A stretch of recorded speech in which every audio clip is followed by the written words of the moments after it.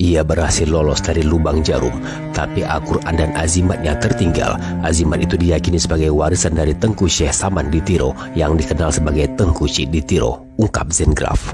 Setelah menemukan itu, pasukan Belanda terus melakukan pengejaran sampai suatu ketika pasukan Belanda yang dipimpin oleh Letnan Terwolk kembali menemukan dan menyergapnya.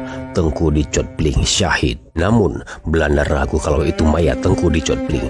Jasadnya kemudian diangkut dari tengah belantara ke bivak Belanda di desa. Anehnya, jasad itu tidak membusuk. Belanda heran dengan peristiwa ganjil itu. Panglima Polim dipanggil oleh Belanda untuk memastikan jenazah tersebut. Melihat jenazah itu, Panglima Polim memberi hormat dan sujud bersama orang-orang Aceh yang terdiam karena rasa hormatnya. Pada suatu kesempatan, Zengraf kemudian bertanya pada Panglima Polim mengapa itu bisa terjadi. Namun Panglima Polim hanya menjawab, hal itu merupakan rahasia Allah Subhanahu wa Ta'ala.